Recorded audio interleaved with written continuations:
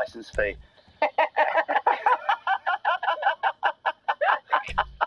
And helping me weigh sin against miracle. On my panel, one of the UK's best loved stand-ups and television presenters, I plan to canonise him during the recording. Chatting man, Alan Carr. Chatham man. Famous in Kent. Massive in Kent. Even as far as Brexit. In Chatham man. Hello, how are you doing? I'm good. Also joined by an American comedian who's also the voice of Pamela Winchell on the wonderful podcast Welcome to Night Vale, Desiree Birch. Hello.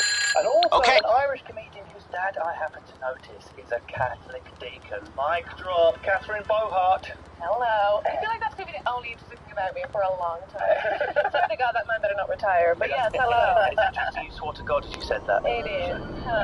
So, before we kick off, around this table, on a scale of goodness, where 1 is Voldemort, and, well, Mother Teresa's also 1, but 10 is really good, where would you say you are? Good or evil? If you had to rate yourself now 1 to 10, good to evil.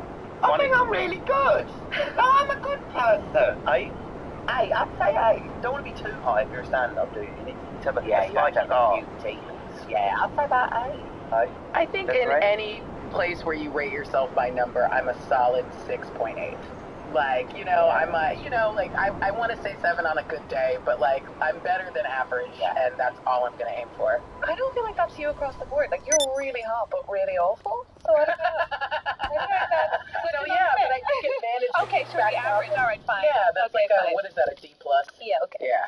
Fair. I'm going to say 4. You can say 4, then 6 forget you to be an 8. Right? Because that's how Irishness works. Yeah, I'm going to go 4. Okay, cool. I feel really arrogant picking 8. Well, you should. Well, I just think I'm good. I'm, you know. There are a lot of dirtbags out there, so they kind of buoy you up. Yeah, Yeah, that's true. Okay. 3 words. Agnes Gonjuboy Ajiu. That's who we're talking about today. That's her real name. Oh. Agnes Mother Teresa. She was originally born in Skopje, what's now Macedonia, in 1910. Her parents were Albanian, hence the name that I didn't say properly there. Please don't complain. During her early years, she was fascinated by stories of the lives of missionaries and their service in Bengal, and by the age of 12, she was convinced that she should commit herself to a religious life. At 12, I was playing Dungeons and Dragons and working on my forearm string, so I pleasured myself in loneliness. She joined the Sisters of Loreto in Rathfarnham in Ireland, and she never saw her family again. She went to what was then called Calcutta in India in 1929 as a school principal, but then 20 years later, she was inspired to begin missionary work with the poor and destitute people she saw around her. And that's where we get to our first envelope. I should explain here on Evil Genius, regardless of what you might think, envelopes will be periodically opened, a fact bomb will detonate, and the shrapnel of information will cover you. And it may well, that was almost Partridge. It may well sway how the discussion goes. So would the owner of envelope 1 please bust it open and tell us what's on the inside? I'd love to. Thank you, Catherine.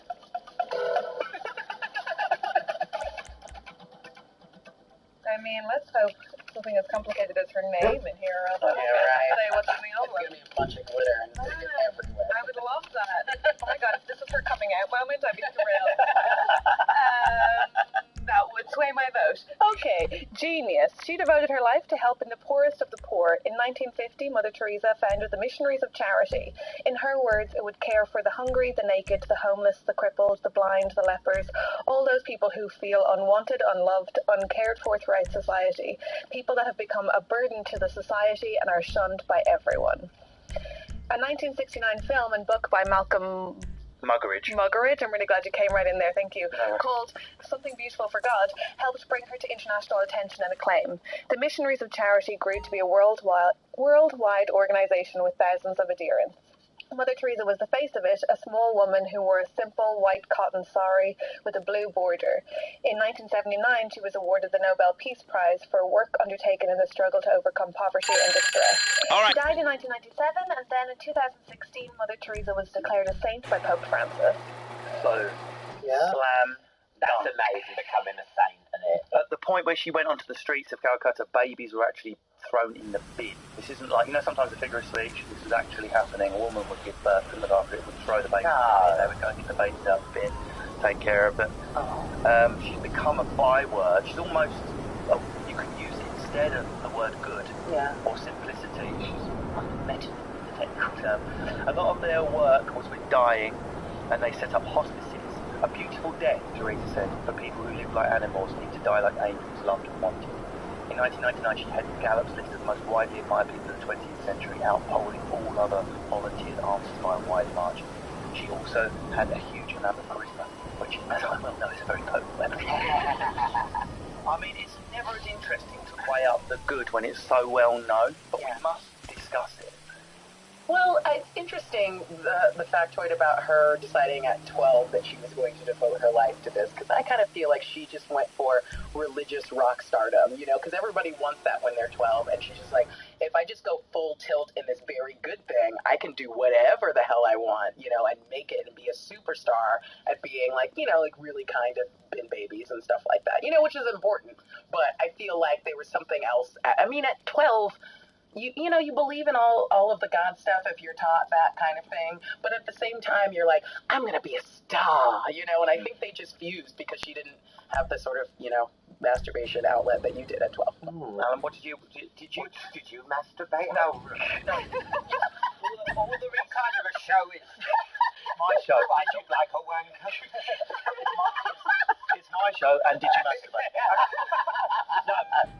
All the research would suggest that our brains don't even fully develop the capacity for empathy and thinking about others till we're about 15.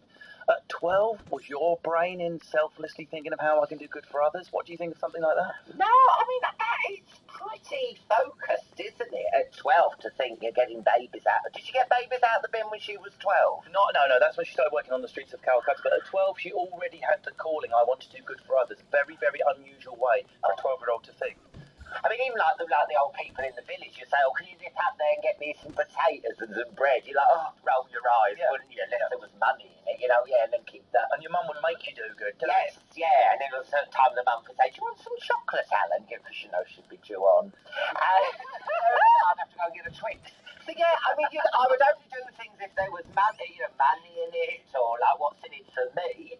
But, I mean, I didn't, it's all right, me, innit? When you're 12, it's me, innit? I don't know. I feel like it's the prime time to make you, like, hyper-religious, certainly, but also hyper-altruistic through fear, because I was raised in Ireland in a really religious context. We watched a lot of eerie documentaries about Sister Teresa played, like, with violins in the back. And the end would always come with a speech about, like, children who were in much worse positions than we were, and kind of allowed us to believe at 12 not only that we could save them, but that, like, we should save them. I remember giving all of my one of said speeches, children in Sierra Leone. I mean, it was a good thing to do, but also I was 8, so who was letting me be like, I can be financially reasonable? I mean, it was the right thing to do, but also I feel like it's also prime age to make children feel like they can do more than an average person would think that they could, because they don't have to be realistic. They're just like, yes, I can and I should.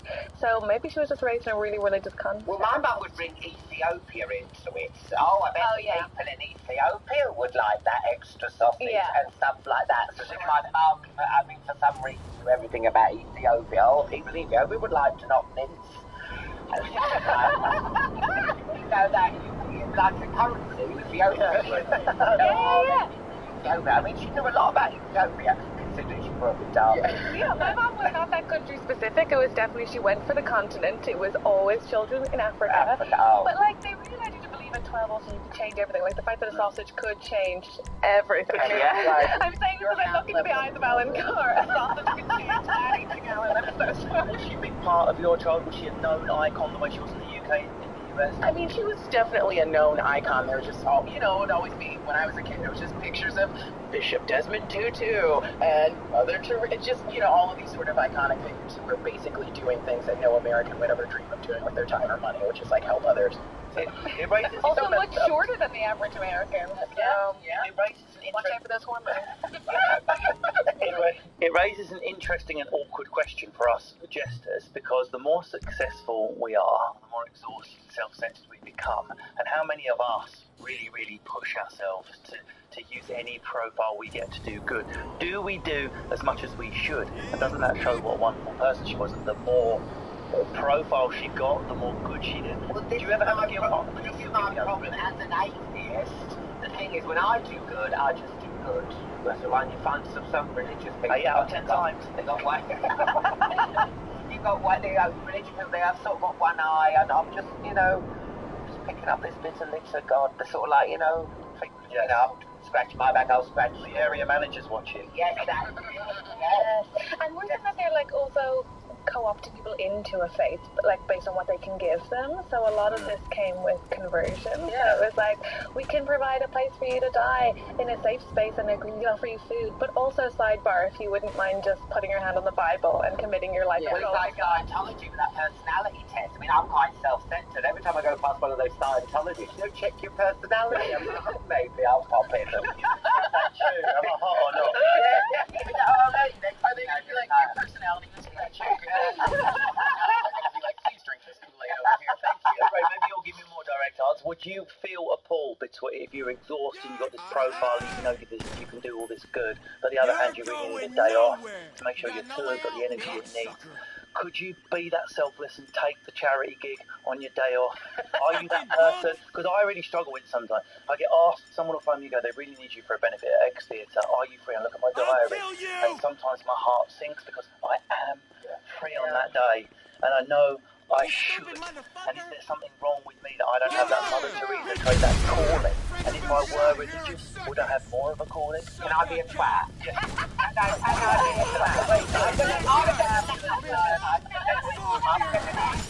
I'm gonna name it. Go on. Okay. I did the show called Friday Night Project, and Kanye West was the co-host. He invited me and Justin to go on his private jet to Oslo to see him perform. And I went, yes, we were so excited. And then I had a gig for a school for the blind in Soho on that day. And I turned down the private jet. Of course. Oh, no. Yes. That was the British answer, because Yeah. Americans would have been like, there are other I comics. know. Listen, I went and I said, can you get someone else? No. Okay, to be The fair, voice. you're a big name, and so I get that. Rory Bremner. Hello. Hello. You're going to be hard to replace at the last minute because you're you, and I Okay. get that, but I think, everybody here, especially in this country, I find people are obsessed with there's all these charity gigs, and everything is like, text, donkey to 55444 to get donkey tampons because they're bleeding out. Like, everywhere, and there's all this sort of I'm actually charity a patron shaming. for Donkey Tampon, so I think I'm fine. Thank you. Not a victim of the crime.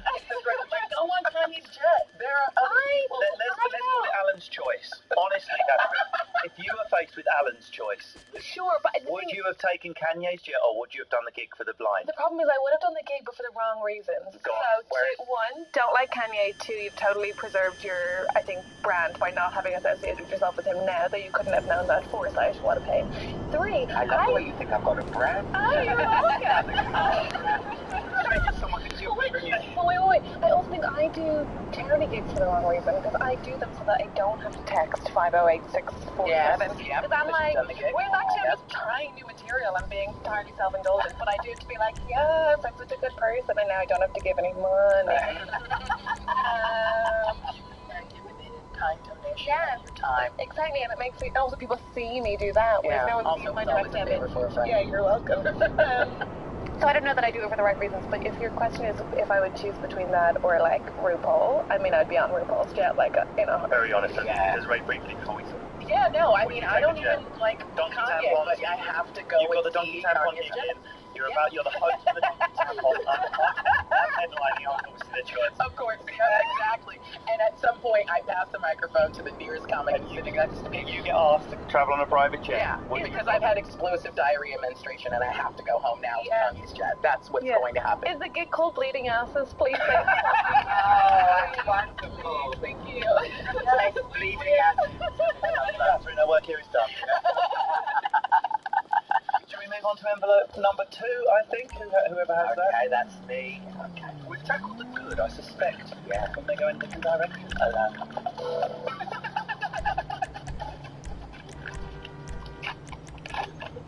Strong saliva. See ya. Down. The producer was looking at me when she sealed it. Quite phlegmic. Evil. writer Christopher Hitchens said, I would describe Mother Teresa as a fraud, a fanatic, and a fundamentalist. Everything everybody thinks they know about her is false. It must be the most single successful emotional con job of the 20th century. She was corrupt, nasty, cynical, and cruel. Was he in a band with her? Jesus. Spice Girl. So if you don't know who Christopher Hitchens is, he was a sort of an academic who spanned many, many different subjects, listeners, and he really, really had a problem with Mother Teresa. Wrote a book called The Missionary Position. He made a documentary for Channel 4. His main problem he had with her was the idea. Funny. Is the idea the idea that suffering purifies. So it's not just unique to Catholicism. I've raised religious as well. Church of England is there as well. There's something good in suffering. Now, if you're taking dying people off the street to care for them, and you believe that suffering is good, are you really the best person to be looking out for them when they're in pain? Think about following that to its natural conclusion. She said, I think it's very beautiful for the poor to accept their lot, to share it with the passion of Christ. I think the world has been much helped by the suffering of the poor people. Is this Christian doctrine, is specifically Catholic doctrine, or Catherine, what do you think? No, I mean, the fact that, to be fair, I think you have to consider the fact that she did have a jet to pay for when she didn't pay for pain relief. So Kanye let's was just, on it as well. you know what I mean? So like, she had some concerts to do. So let's not be tough. But no, I mean, I think, yeah, the narrative that it is like Christ-like to be effectively crucified by people who could save you for their own virtuosity is one that is continual, but also barbaric, I think, in the Catholic Church. I will say this, though, right? She did give hope to a load of vulnerable people. She did give them empathy and love where they didn't have them otherwise, and she then obviously abused that and mistreated them. But isn't it nice to see that being done by a woman in the Catholic Church for once? Yes. Yeah. Gender So, balance like, and you know what I mean? Yeah, and I also think like older women don't have that same creep value that older men do. So in many ways, it was like a rebrand, and that's quite genius. You know, what I mean? She got away with it for longer. I think it's really cute. Creepy female abusers out there. She really You know? No, we just can't be creepy enough. No matter how low we go, we're like, nah, it's still good. It's still not as bad as the man. You're such delicate flowers. It's hard to offend. No, I mean, I think like, yeah, she didn't do what she said she was doing on the tin, as it were. But and also like she took so much personal celebrity from her supposed positive endeavors. Right? Okay. Don't get that far ahead. Did she fly to America to get her own ailments sorted out? She did. She sold the fruit, did she? She flew. Is that true? She had like heart problems or something. Yeah, but she got it done in America. She enjoyed top-level medical intervention, pacemaker, etc. There's many stories, but some people who worked on the Malcolm Muggeridge documentary who then sort of took a different view about Mother Teresa, saw people there with ailments, say a kidney ailment, that was easily rectified, you know, with some sort of renal therapy, be it dialysis or whatever. Yeah. The money she was bringing in, instead of putting it into opening a world-class medical centre in Calcutta, she would rather use it to further the religious message. She wasn't interested, Alan, in curing the dying, but in helping them to a good Christian death. Is that still good? Oh, that's tough. Yeah. No, it's not tough. It's not tough. First of all, even if you believe in God, Well, no, she's powering into it. It's not much spending on scratch cards. yeah, but what she is, because they're both a gamble, right? They're both like, does this have 50 grand in it? Is God a real thing? They're both as bad as each other, except that she's gambling with other people's lives. Like, you could get them to be Christian, which if you think is your duty as a Christian person, then fair enough, I can see how maybe that's a plausible thing for you to have to do, while simultaneously allowing them to live a little bit longer, to maybe have a little think, maybe practice the old prayers.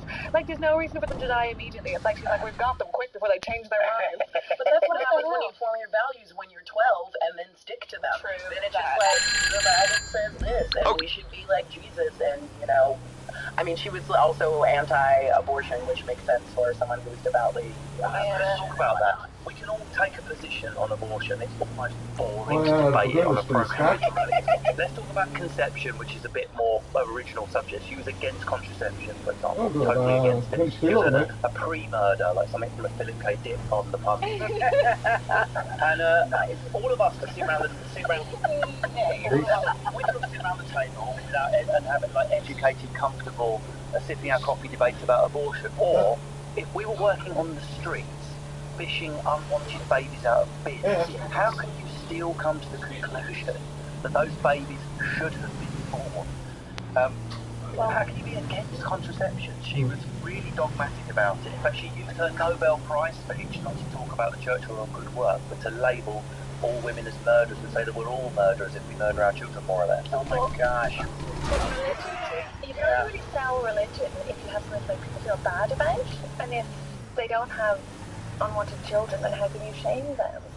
And if contraception's not bad, but if contraception's bad too, or okay too, then how can you make them feel bad? Like, you really want to have that ammunition, especially as a woman, because it really makes her seem pious if she's even if she's not having sex with herself. Was there any sex scandals about was she like in front of the camera? As far as we know, she was like a Ken doll down there, untouched, sealed over, nothing ever. Oh, please, you know, Sisters of Loretto, I mean, that's it. I said it. It was untouched, perhaps not unlit. Well, I mean, they said about girls' schools. They said about the private girls' schools in Ireland, and, you know, encouraged many a young lesbian along their way. So, I mean, there's at least that one good. Sorry. How do we like, we're anyone religious on the table, I think they will accommodate religious. How can we accommodate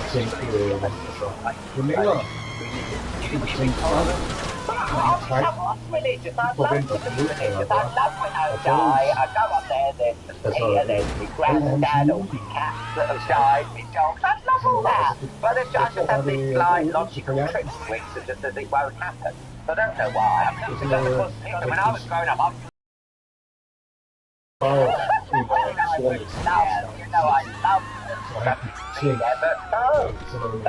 but she did we can't be that's the trouble with baby. We don't, you know, she came from us, we don't have the custom of we don't touch any religious people. I think it should be, you know, obviously no one should feel bad about having a religion. But when it becomes public though, it's when this reeks of fanaticism like Christovich and says, you know, that's the trouble. I mean, I don't mind the nice of the world. I like those guys. I am not an atheist. Actually, yeah. Fuck off.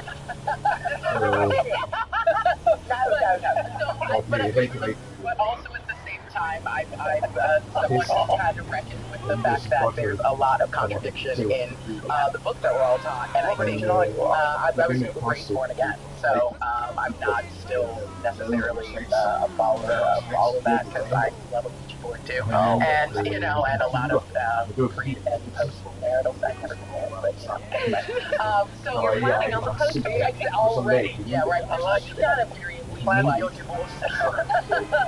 First for love, second for sex. Okay, so, or otherwise. Anyway, so, yeah, I, in my mind, I can understand the motivations of a 12-year-old girl who believes in a thing and sticking to it and then just not allowing for any kind of, you know, countervailing opinions or information to weigh into that.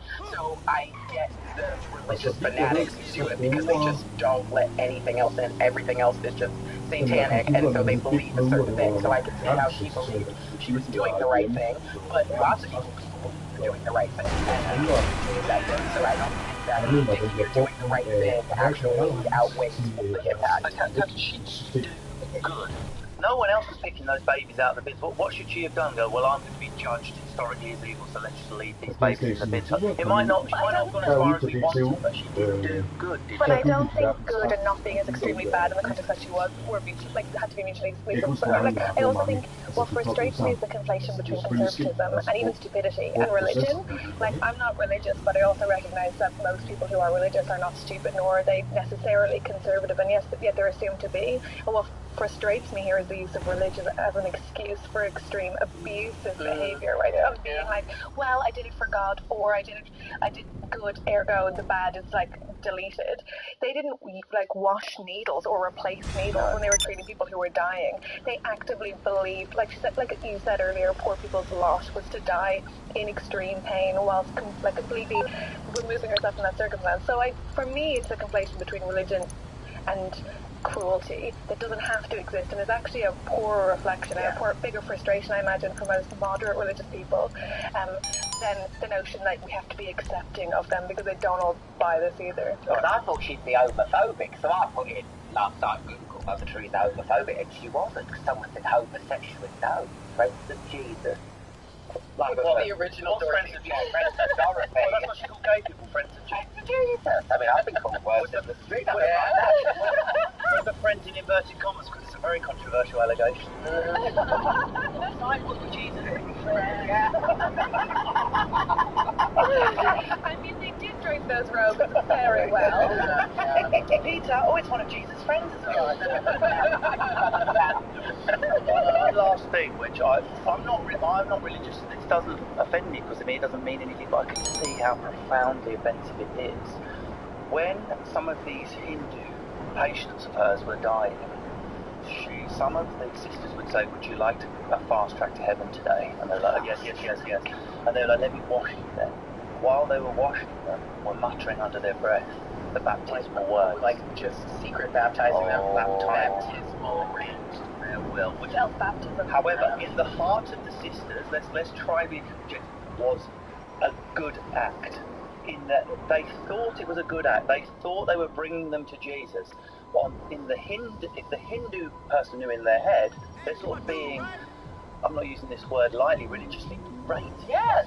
The ends of lying should not justify, or the means of lying should not justify the ends of saving this person, because then you're completely contradicting your belief system in order to just like fast track somebody in, right? This part I understand more than the other stuff, actually, because I feel like if you are genuinely religious to the point they were, probably educated exclusively in a Catholic way, you probably believe that those people are going to hell. No, you do believe that they're going to hell if they aren't baptized. Like, they lived in a context where they believed children who weren't baptized, who were born and then died quickly, were going to hell. Really? Don't you get until 12?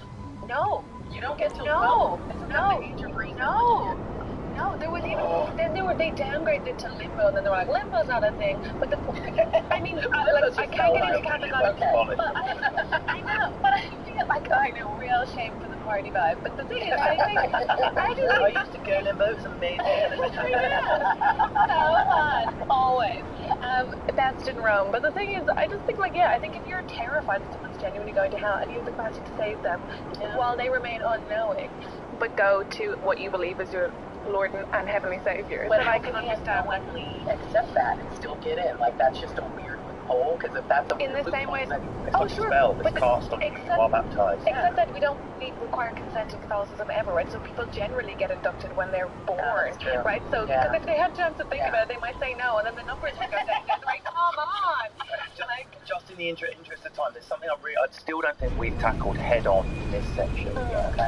She, at the end of the day, saying this, went out of the streets of Calcutta and did what no one else was willing to do. Put all of the religious baptizing against the will, like suffering gets you close to God. She still took people that would have died on the streets and let them die indoors with a bit more comfort. That's undeniable, yeah. Yeah, of course. She was good. Yeah, she was good. She was good. We can sit here slagging her off, but you know what? She's done more good than I've ever done in my life. So, that's what I think. I mean, I've never got a baby out of this. No, I can say that. Quite the joke. See, the gays aren't all bad. One of the friends of Jesus. I mean, either she's good or she's like a poverty entrepreneur, because she saw a window and made a lot of coin for the Catholic Church and a lot of mission. Okay. In a unprompted act of good, or no, I'm just being a dick. But I mean, really, I'm just like, there's another way of looking at that, and that like, here's a window where I can serve, even if my faith falters. I know I'm doing all of this demonstrable good because I took bin babies inside and bore outside people inside, and I did all of the things no one can deny. There's things no one's going to investigate them that closely either. But that's faith, isn't it? That is faith. I am so strong in my faith. You're wrong. I'm going to do it. That's faith, isn't it? And that's where the problem lies. No, I don't think. But I agree that's the way. That's what she would call it. in her fate now.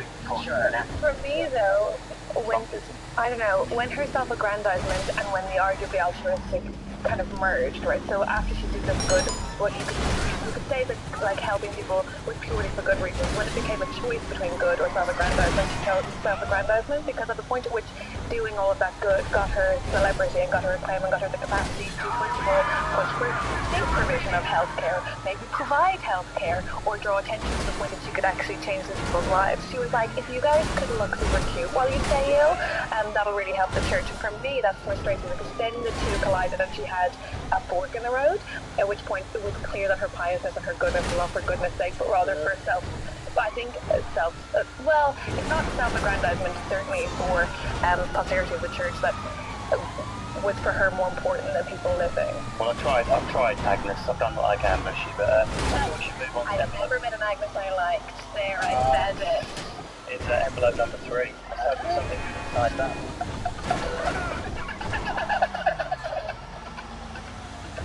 Maybe a miracle, maybe a celestial glow. What have you got, Desiree? You're something in the envelope. There are never this many witnesses to a miracle. Fame corrupts, and she would take money from whoever offered it and had some dodgy political friends. She was far from simple in some ways. She was fluent in 5 languages. She knew how to work with governments across the world to get what her organization needed and to deal with the critics. She said, no matter who says what, you should accept it with a smile and do your own work. Doesn't matter where the money comes from. If I'm going to give you $100 grand, you're going to do it to change the world. So tough. I got it from my Uncle Darren to points to Essex. Does it matter? I mean, as artists, can we ever claim to care that much about where the money comes from? Because in America, all of the arts are funded by Philip Morris, and we're all like, well, that's fine, cigarettes. It's like, well, we're actors, we're all smoking anyway, so may as well pay for our show. I think that a lot of times we just take the money because we think, well, if we're doing something good with that money, then it somehow balances out the transaction that is necessary. I think that her accepting money, aside from the fact that whether or not you care about who it comes from, I definitely think you should, led to political inaction of a different kind. People gave her money so that they didn't have to give state aid, or that they didn't have to build commitments for the people they're talking about. It was more public, and so actually she did cause further inaction. And it doesn't matter who she took it from. Of course it does. Even though you said she didn't build a hospital, she just made where did she found the money? Was she making the churches more pushing the message out? All the people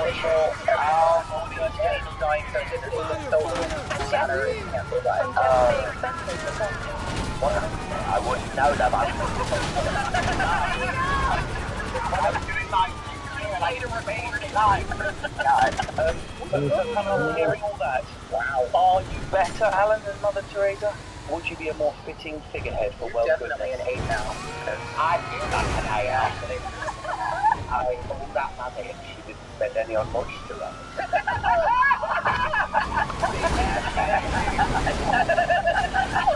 That way of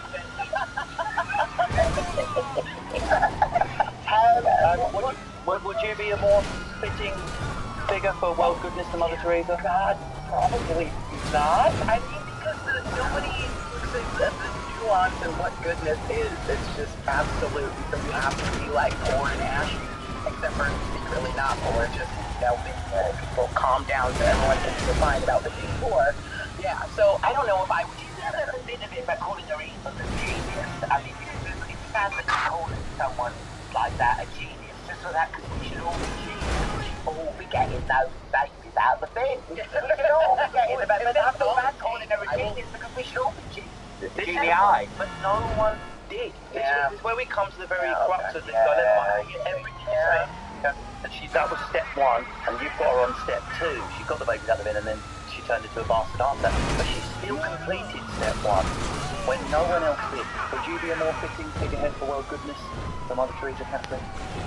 No, but I think that's because I have what she didn't, which is humility, because she didn't think she could do any wrong. Because essentially we're saying she's a genius. I mean, I know she did more than that, but it's like nobody wants to pick up the poo, and she's the one who took the stick and was like, okay, I'll touch the poo.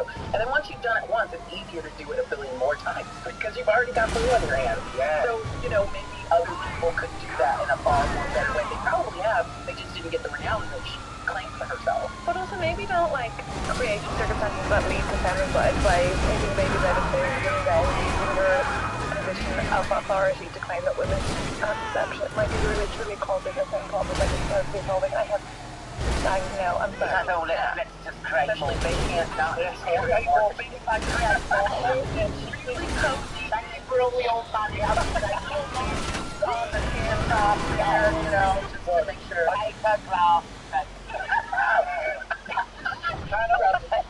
Around the time. It's time to vote. I'm definitely not coming to Catherine first. Now, bear with me. I know we are the generation where nothing has meaning, definition anymore, but indulge me in my parlour game if you will.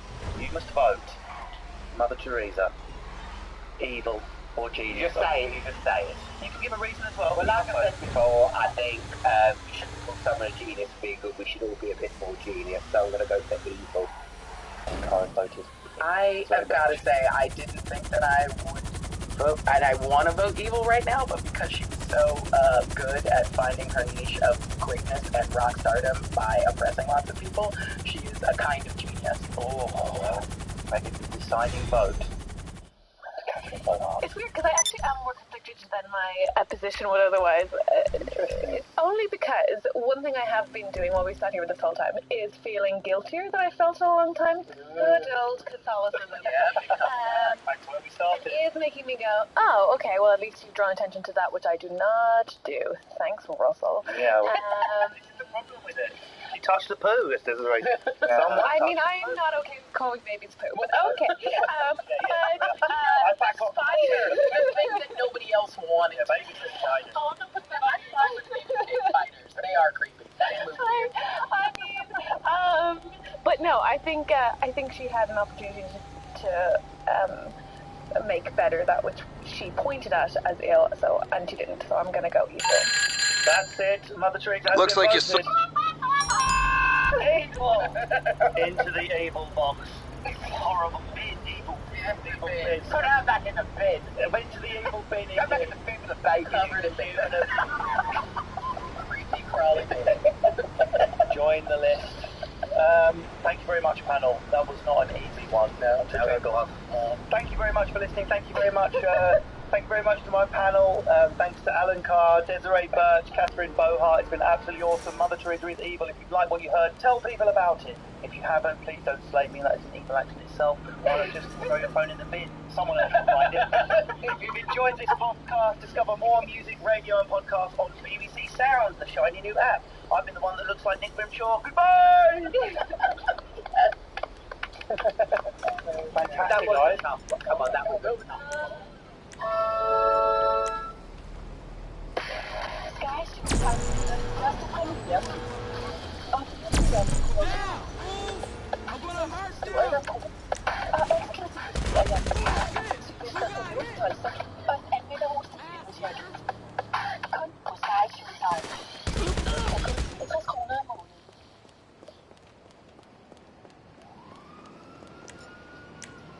This is the BBC. This podcast is supported by advertising outside the UK. Sky Showtime giver de største præmier. Offentlige klassekurser. Mens historien om kor. Og eksklusiv.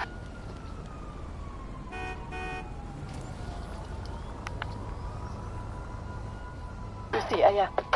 Sylvester Stallones 12-sekund og en anmelderros til hjælpestøj. Kun på Sky Showtime. Streamet er kun 69 kroner om måneden.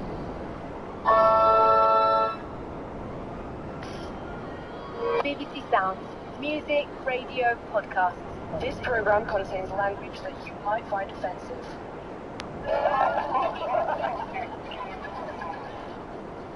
Genius. Yo, shout to all fans of the POD. You're streaming me and three of my main jesters. Crossfire thoughts coming at you wantonly. You will be streaming, you'll be weeping, because we're dropping truths like my nan's dropping ibuprofen, constantly. Because it's Tupac Shakur week.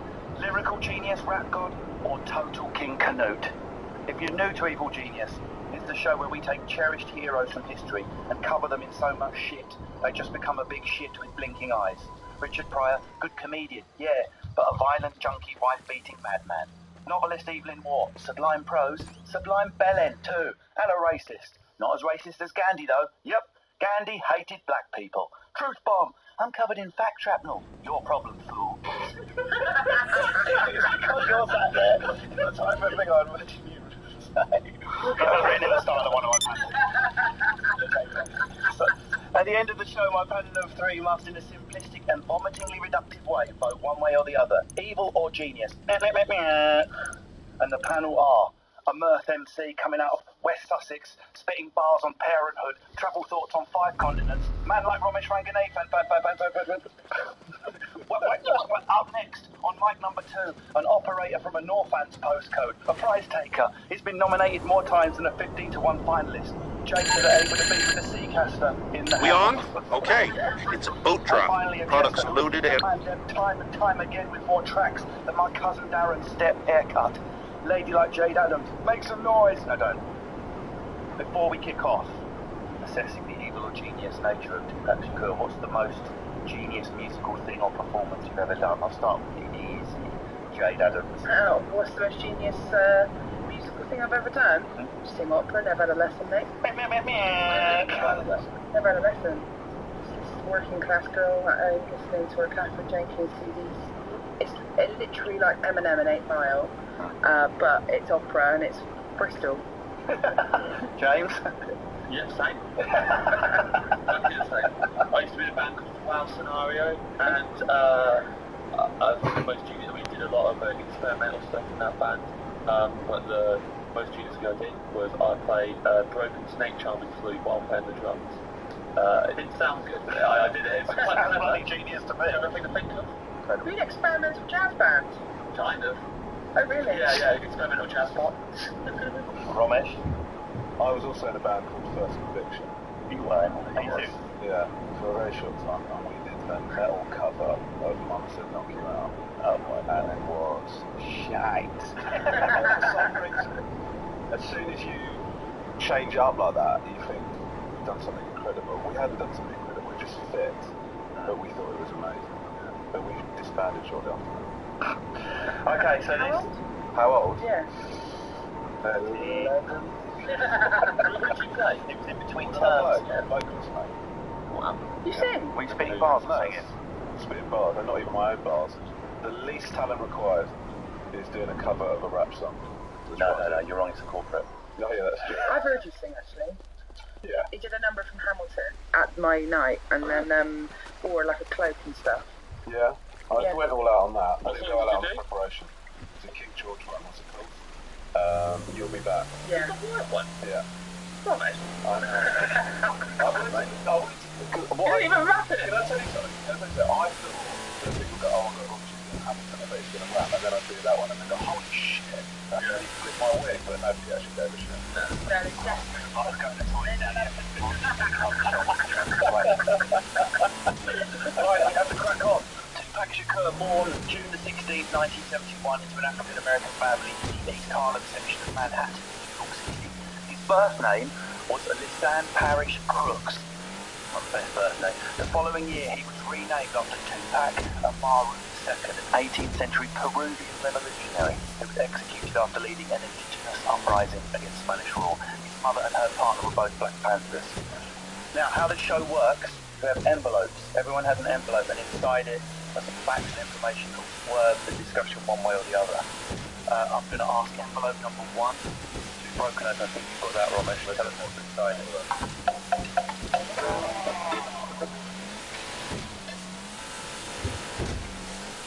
Inspirational artist and lyricist, the icon of the golden age of hip-hop. The word genius comes out a lot if you Google Tupac's name.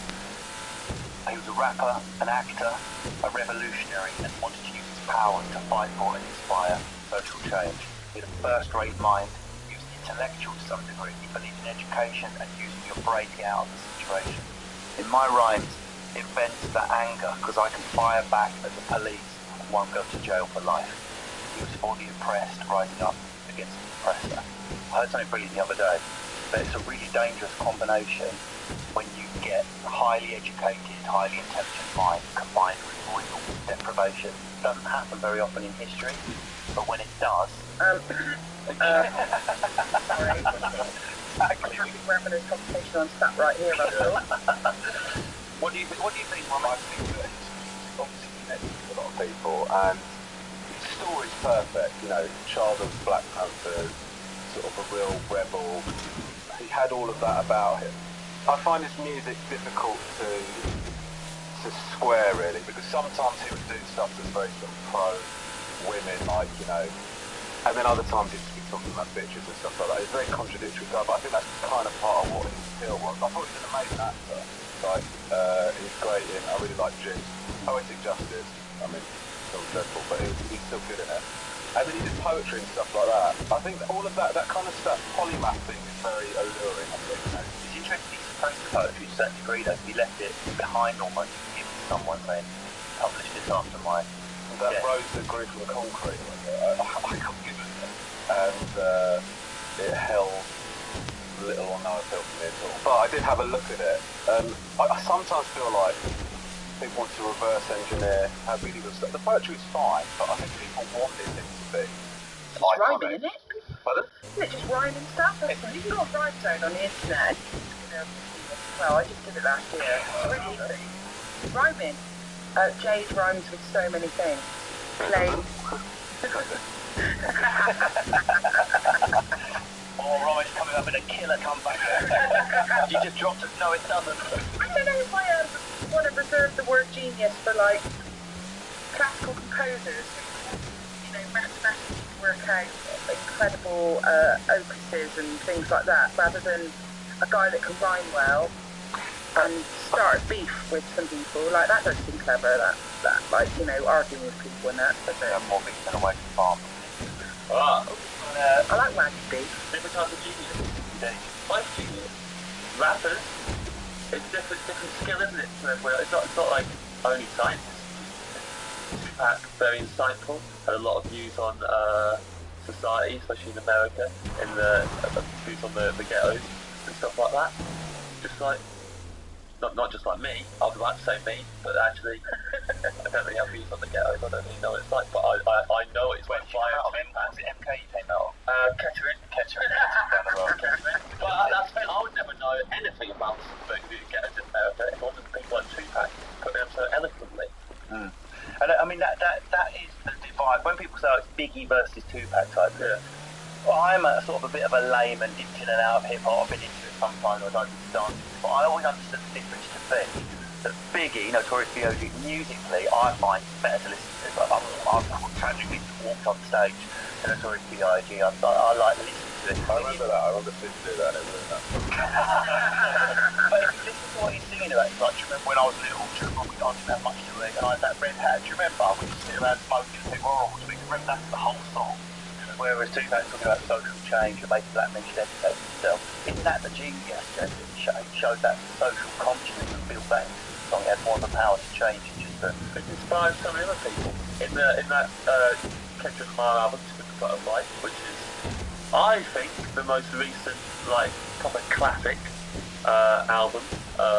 Kendrick Lamar says that Tupac's an inspiration for it. Throughout the whole album, he's building up to an interview with Tupac that he's edited together. At the end, it's like a fake conversation with Tupac with an old Tupac recording, which is obviously Tupac didn't sign off on that. No.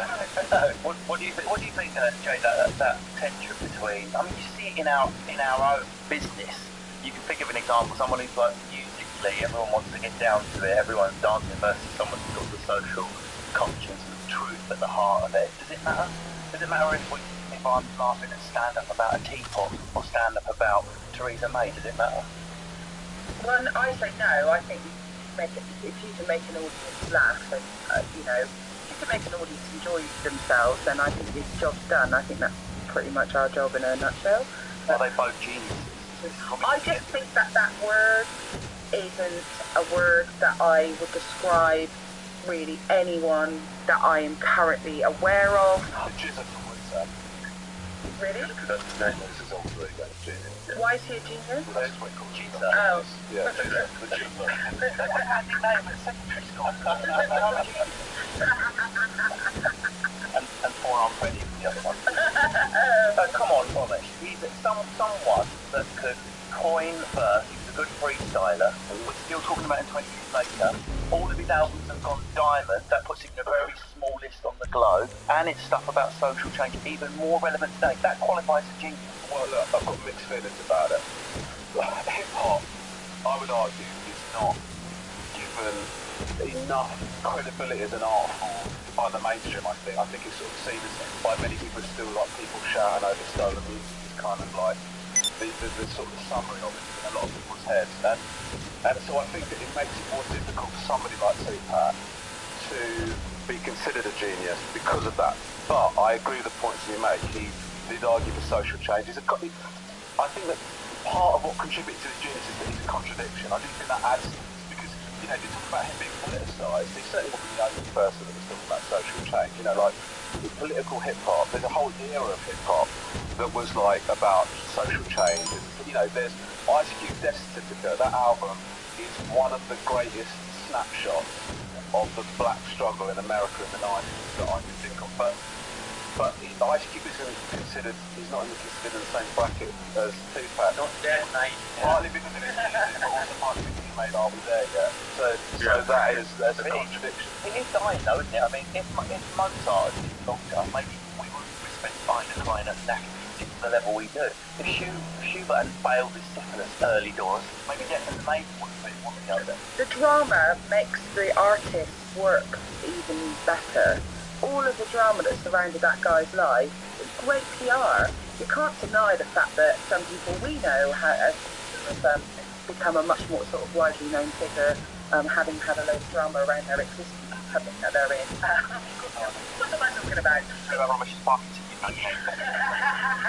Never paid. Good point. But that's why I struggle with the word genius with Tupac, because I think there was way too much drums, partly because of how much the stuff he got into in the war, and you know, Frankie Moore's got a theory that Tupac and Big is still alive and in a gay relationship with someone else. Well, do you know who did say that Tupac was alive recently? I mean, Suge Knight's son, wasn't it? Suge Knight was one of the people who founded and ran Death Row Records. And yeah. Car when Tupac nice guy. Oh, not a nice man. No, he just ran a guy over a rap again. Yeah. Can we do that again? I don't think we got the best angle. So Death Row Records is Tupac's. I think it was Dr. Dre and a few other people. Snoop and all that. Like the whole West Coast. But when West Coast hip hop went massive, it was Death Row Records. It was the heart of it. Suge Knight was in the car when the shots were fired. He says Tupac was injured, went to hospital injured, and realised he was going to be arrested and all this stuff, and now lives in Cuba. Come on, it's so desperate to be National Enquirer. Well, he was 25 when he died. What did everyone achieve by the time they were 25? Man, I was 25. I don't want to. I didn't even graduate. Make it in 3 seconds. So that is an achievement, man. I'm only down to 5.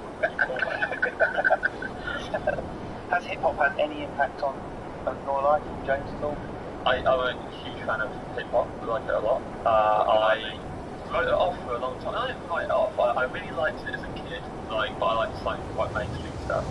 And then I've gradually got into it more. And only in the past, maybe few years, I've really engaged with current hip-hop again. And I think it's really inspiring how innovative people are in that genre. More so than any other music genre at the moment. I think people are much more innovative and inventive in hip-hop. And do you feel like me, that certain types of music you're not supposed to listen to? Because you go, yep, I absolutely love the hip-hop, me.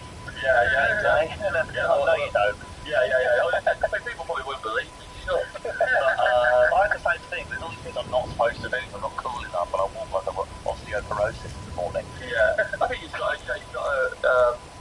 to read the room. You know, I like it. I listen to it on my headphones. I'll play it loud in my flat, but I wouldn't go out in a car, roll the windows down, and play it really loud, and then look out the window and make sure it doesn't see my face. Someone's not in the car with Well, Jay definitely would. I'd totally do that. Yeah. I think you would pull it off. I can rap as Pull it well. off in 3 seconds. Yeah. I rap as well. I like learning raps, so I'll learn other people's raps and then do them impressively for other people. I've got a lot of Eminem in my repertoire. Yeah. I had some hip hop in my show this year as well. Oh. But I have a little, it's maybe a little boo-hoo, but don't be sad. But when my sister was dying, I played hip hop in her ears to try and wake her up from her coma because she didn't like hip hop. So I played her music. She hated hip hop because she was racist. No, she wasn't. She's dead, so I can't. Maybe she was. It's okay. It's Eminem. It's white. But I played hip hop in her ears to try and wake her up out of her coma. Because first of all, I was playing like Eternal Flame by the Bangles, which she loves, and I was like, no, that'll like keep her asleep. And then I tried to wake her up with that. But yeah, I love to rap. I love it. I love making them up as well, and that's why I'm like, because I can rap along quite impressively to a beat. So when we call people geniuses, I'm like, yeah, but I can do that. Yeah. So like, if I can do it, I don't call it genius. Well, there's humbleness in there if you unpack it. Not my watch, Ray. If I can do it, it's normal and not that impressive. I think that's what you're saying. Yeah, that's what I mean. Well, I'm very recently on envelope 2. Sure. Hip Hop Save. You do something called Hip Hop Save Your Life. I've got a podcast called Hip Hop Save Your Life. There you go.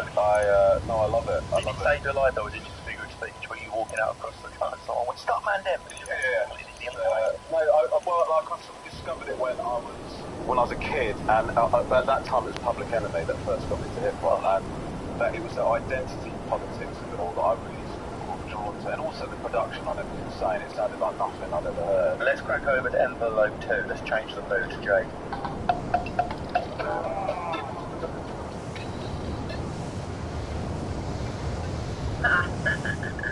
Nice. Things us ladies love talking about. Misogyny. Yeah, I mean, Ramesh has already touched on it, probably the wrong verb. He liked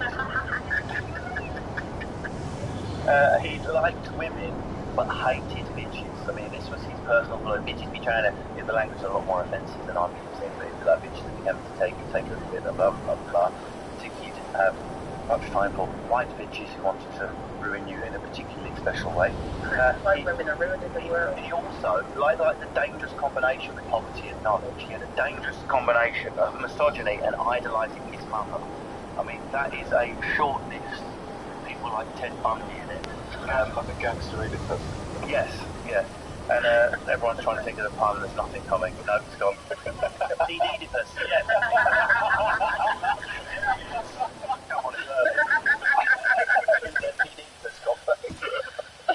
First album, maybe when I realised the gear change after envelope 3 had very tender stuff on it lyrically. People don't remember that first album. Songs like Mama's Love, where he's actually like, I understand how difficult it was. You bringing me up, Mum, you're on welfare. How did you do it? I love you, I love you, I love you. But at the same time, she was a crackhead and he had to move out.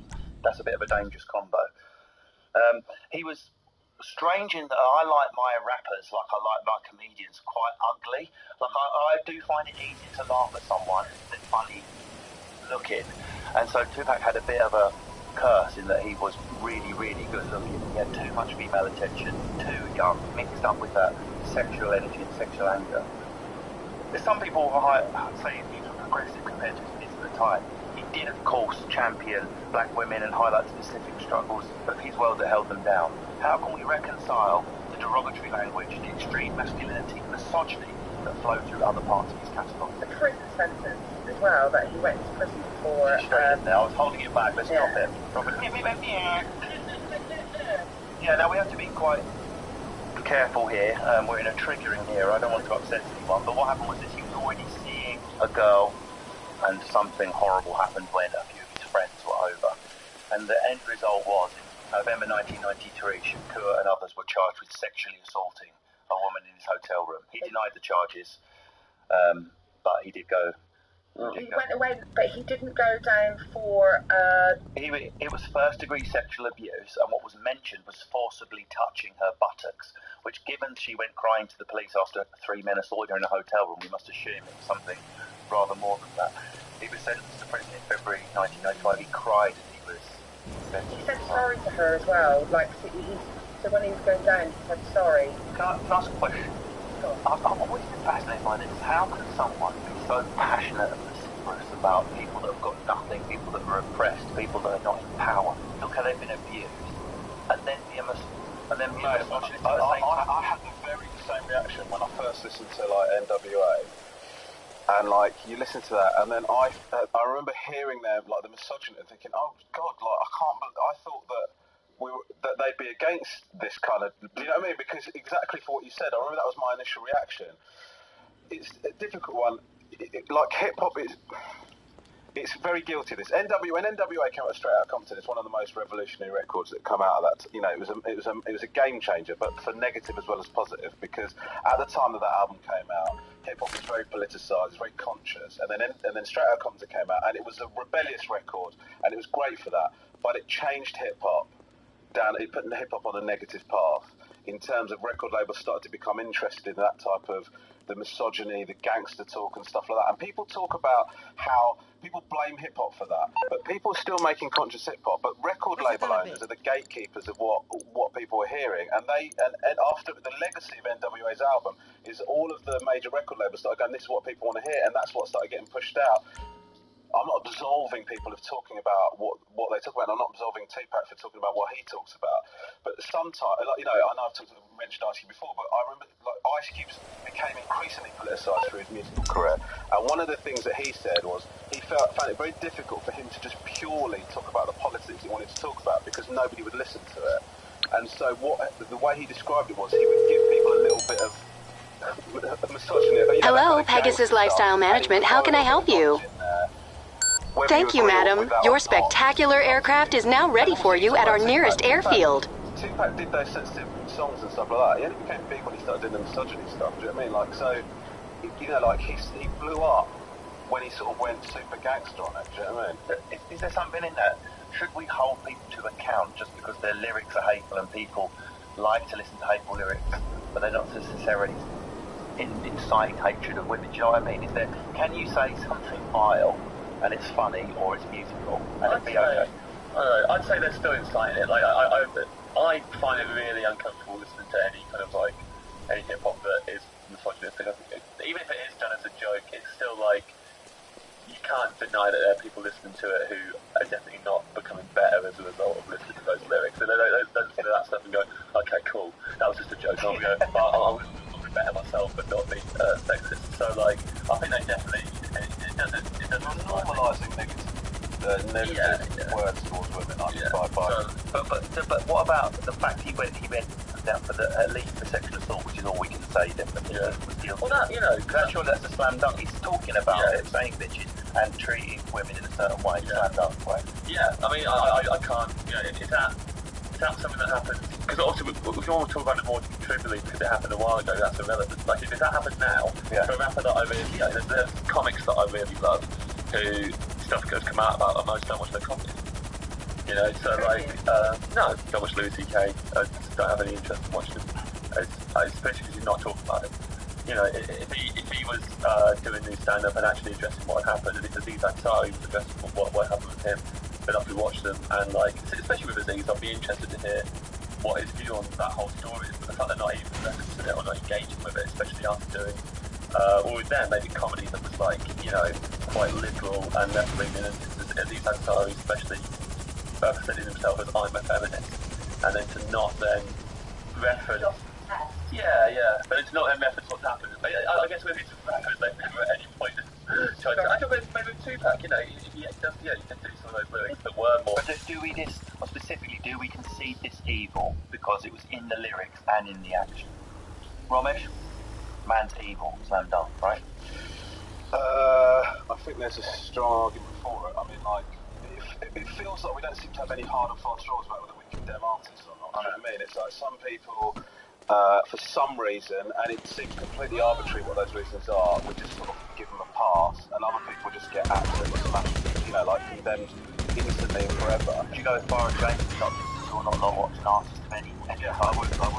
I think it's very, very difficult to reconcile having enjoyment of something with somebody that's done something like that. I think it's really hard to make. Well, we're sadly running out of time to have to run this episode, so I really wanted to find out if Jason has got these issues that all of them were really freaking horrible. They probably were. It was a long brain then is the pain fades with years. Oh, but if we stop listening to everything, we're never going to have anything to listen to. Listen to silent, safe cube. That's what I want to live in. James, envelope 3.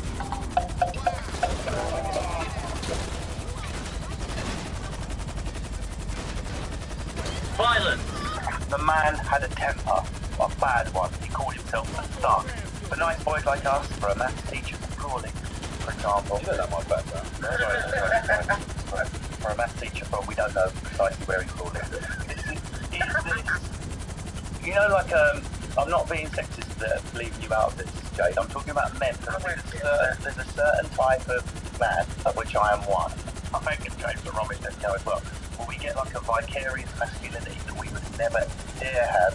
The equivalent of going paintballing. I'm sure you. I don't actually want to shoot someone, but something definitely comes out of me if I shoot a paintball. When I listen to someone go, oh, kill everyone, look, there's a lizard part of my brain being stimulated that I would never actually use in real life. Sure, but I'll take Grandad daughter and I'm a maniac. What do you do with me? So does it, maybe the music serves a sort of milking purpose for a certain type of man that's never going to do it. I just don't know. It's a weird one, that, because like it's sort of when people talk about how if you're not black, you can't really be hip hop. You're sort of a guest in because if you take what you just said, which is it's sort of it pleases the lizard part of your brain or whatever. If you're black and from the same circumstances as Tupac or any of these sort of gangster rappers or whatever, and you listen to those lyrics, you are connecting with them because that's your environment, and you're connecting with somebody that's talking about similar circumstances to the ones that you're growing up in.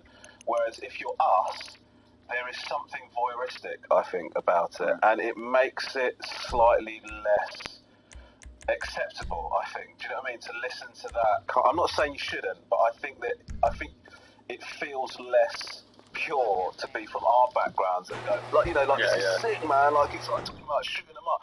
It's weird. It's like you're enjoying somebody talking about the horrific circumstances they grew up in, and you're getting pleasure from that, and in a way that's never going to affect you, because I'm never going to go there. Or, you might go there, you might drive through there for 10 minutes and then tell your mates about it, how dangerous you live for an afternoon on the West Coast or whatever.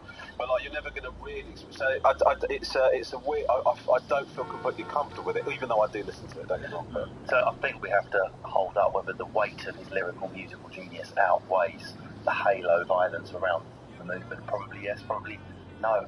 I don't have to decide, thankfully. You do, because it's time to vote based on the violence, the misogyny, but the modern day Mozart of rhyme, Jade. Classical music name dropper. Was Tupac Shakur more evil or genius? I have my sound effect machine ready to detonate once a verdict is reached. I'm going to go to Ramesh first, I think. Tupac Shakur, evil or genius? I'm going to say genius. Just based on the lyrical and the time-lasting achievement? I just think that his circumstances and the time that he came up, the impact that he's had, I think that he, for me, be closer to genius than evil. I'm going to come to James with the A with a big caster. It's like hard up the chat that we just had, and then It's good. That's what Russell does. He makes it out like it's a light, open chat, and then he forces you to know your place on Mars. It's like Brexit. And that'll be recorded. And he doesn't care about the circumstances because he's just always an argument, and then he sits on the fence at the end. I feel like I'm in a place now where I'm either a sexist or a racist. Yeah. Imagine there is I always say, imagine there is a scale. There is music, lyricism, longevity, legend on one side, there's misogyny, violence on the other. See the scale in your mind. James Tate cast a vote. Evil or genius to Patrick Clark. Oh, it's good. It falls to Jade Adams, the lover of opium addicts and syphilitic prostitute users, or classical musicians as I call them. I don't think he's evil, based on what you said as well, with his background and everything that That's Ramesh you're referring to. Yeah, Ramesh, sorry. I looked rather than saying, and this is radio. I should have acknowledged it, sorry. I feel bad about saying that, It makes it a much more interesting format if we disagree. Please stick to your guns, James Lancaster. Don't be changed. Don't be changed. We're out of time. Vote evil or genius? Yes. Tupac Shakur is a Genius, not unanimously here. What a debate. Thank you very much to my panel, Ramesh Ranganathan, James Ayakasa, and Jade Adams. If you've enjoyed this podcast, discover more music, radio, and podcasts on BBC Sounds. Also, just go out the house and tell people you like something. We don't do enough of that anymore, but don't go out packing a Glock. That'll be well out of order. Sky Showtime of Jurassic World Aliens historien om krig og eksklusive serier. Sylvester Stallones tolvsækken og en anmelderroste Yellowjacket. Kun på Sky Showtime. Stream nu for kun 69 kroner om måneden. This is the BBC. This podcast is supported by advertising outside the UK.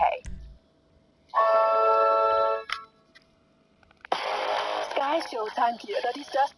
Stream nu for kun 69 kroner om måneden.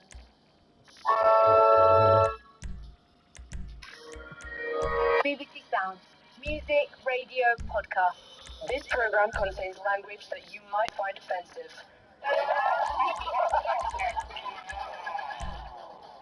Genius.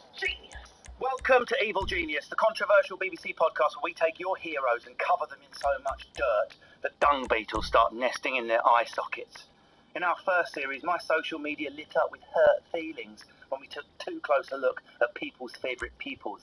We even took Margaret Thatcher and looked for some niceness. We hired a powerful microscope. Nothing, but we had a bloody good try. If you hate learning things like Gandhi was a bit racist, Richard Pryor a bit nasty, and that John Lennon's music maybe wasn't that genius, imagine. Then for the love of self-delusion, switch off now, because this JFK episode has more skeletons than a pet cemetery. JFK, a president, he wasn't just spineless in the figurative sense, but in the actual cartilage sense. Not that stopped him shagging every woman he saw. That's right, crumbling vertebrate, still a bastard. Impressive.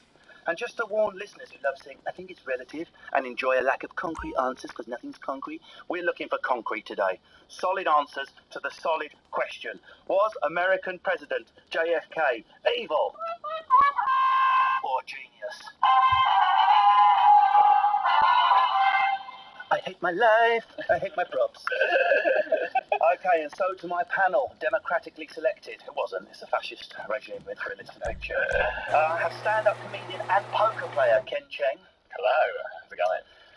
Comedian and performance maker Elf Lyons. Hello. Performance maker.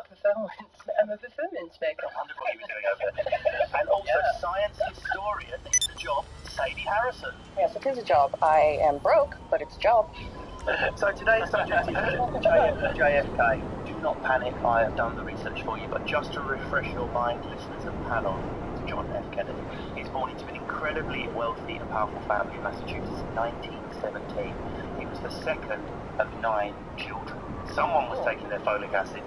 His father, Joseph Patrick Kennedy, had acquired a multi-million-dollar fortune, I have to say, in a banking, shipbuilding, film industry, but there are some shady rumours around how that fortune was acquired. He was certainly good at acquiring money. JFK's mother, Rose, was the daughter of John F. Ernie Fitzgerald, one-time mayor of Boston. So we had a mayor, a business leader, brothers who all went for president. Hey, it's so democratic in the US, isn't it? If you share DNA, you can be elected. His older brother Joe was killed in the war. He wasn't the oldest son, so he was always like the reserve, never groomed for power, never thought he would be, but Jack Kennedy ended up being the oldest son. Yeah, and if you think how many Kennedy planes flew up, you do ask the question. Oh. He didn't disappoint. He never lost an election, rose through the House of Representatives and the Senate. He married Jacqueline Lee Bouvier in 1953. He was eventually elected. He was the first Roman Catholic president and was sworn in on January the 20th, 1961. That's a ceremony. They don't go, you president, you bastard. And he famously urged fellow Americans, ask not what your country can do for you, ask what you can do for your country. 2 years later, he was travelling in a motorcade through Dallas when he was shot dead at the age of 46 by Lee Harvey Oswald. Yeah, right, BBC. Or was it the CIA? Or was it the Mafia? No, it was Elvis Presley. Elvis shot him dead. First of all, do you have any opinions about who shot JFK? Let's just go there at the beginning, get out of the way, because that's what all the nerds listening to this will be hoping we discuss. Let's get it done and then talk about the really interesting stuff. Anyone? So the first I learned about JFK was there's an episode of Red Dwarf where they travel back in time him getting assassinated, and then they have to get someone to assassinate him again, and who they get JFK himself, who does it from the future, which doesn't make any sense, but I'm willing to go with that theory for now. Brilliant, Ken. So your reputation as a geek is now just been completely cleaned up by that answer. I'm here for that. Help? I'd like to make the feminist case that it might have been a woman. I have to assume. Do we even know what pronouns Lee Harvey Oswald read like? Gender-neutral assassination. Yeah. I would like to go for that. I remember watching that. There was a film we had to study with Kevin Costner about the assassination. No, I think you're talking about Waterworld.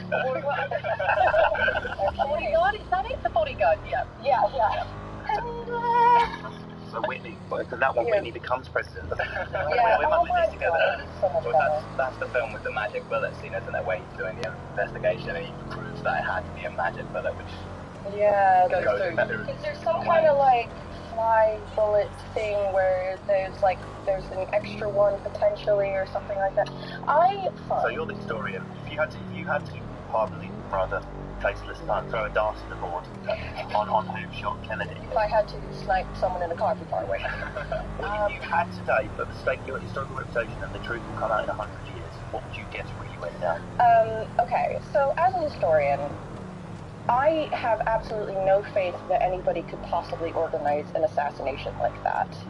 I think conspiracy theorists are dweebs who have a lot of faith in humanity. I think that they believe in this, shadow organization, and maybe I've watched a lot of X-Files, but that's my conception of conspiracy theorists is very much people who hang out in either Vans in the 90s or Reddit today.